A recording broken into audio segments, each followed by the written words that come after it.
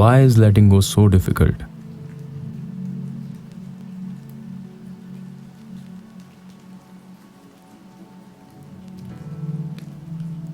There is an old house at the end of a quiet street.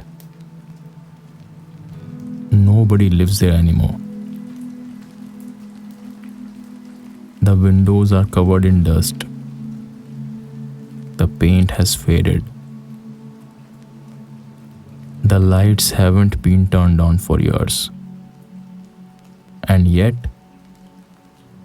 every now and then, someone still walks past that house and looks at it for a few seconds. Not because they want to live there again, but because once it was home. Letting go feels a lot like walking past that house. You know you can't go back. You know the chapter has ended. And still, a part of you slows down every time the memory appears. People often think letting go means forgetting. But that's never been true. You don't forget the people who changed you.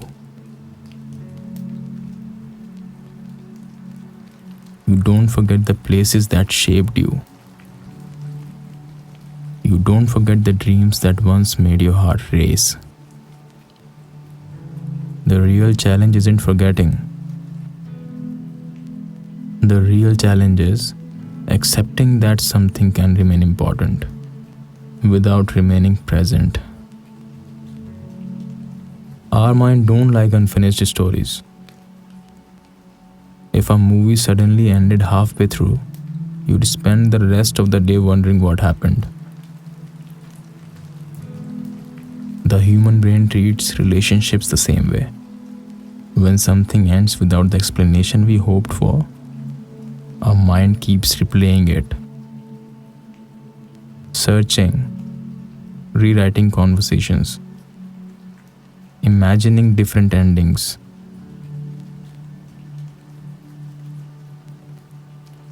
Not because we are weak, but because our brain mistakes unanswered questions for unfinished work. That's why people sometimes spend years trying to understand one goodbye. Not because the goodbye was complicated, but because the silence that followed never gave them closure.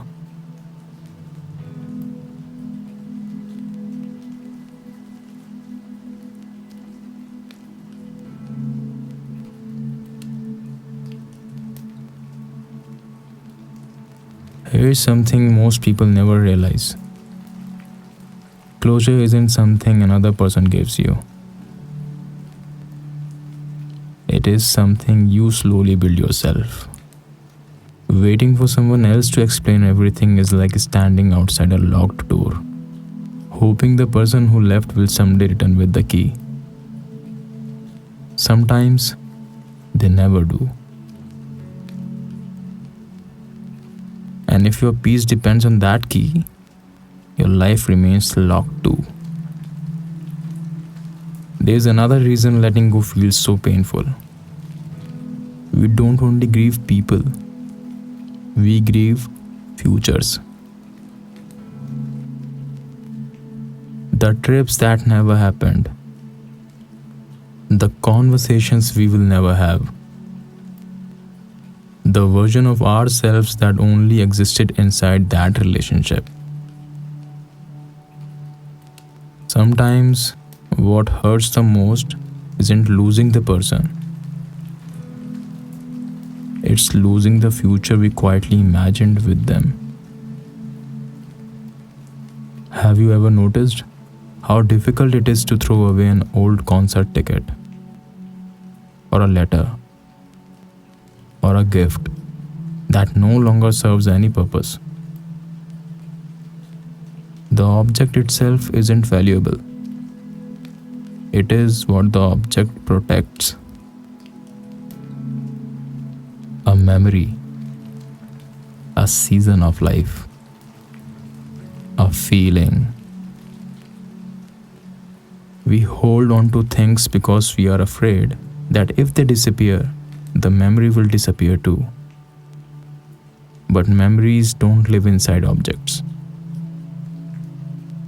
they live inside us. The strongest people aren't the ones who never look back.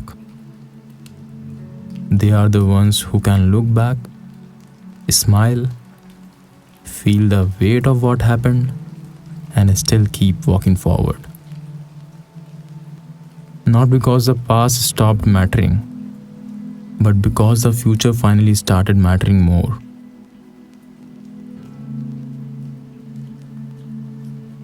Maybe letting go has never meant removing someone from your heart.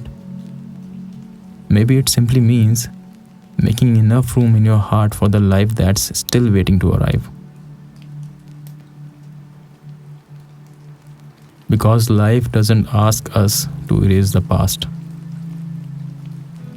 it only asks us not to live there forever. One day you'll remember their name without feeling your chest become heavy. You will hear the song without needing to skip it. You will pass that old house, and instead of wishing you could go back, you will quietly appreciate that it once existed. And then, without even realizing it, you will keep walking. Because healing isn't the moment you stop remembering. Healing is the moment the memory stops deciding where you are going.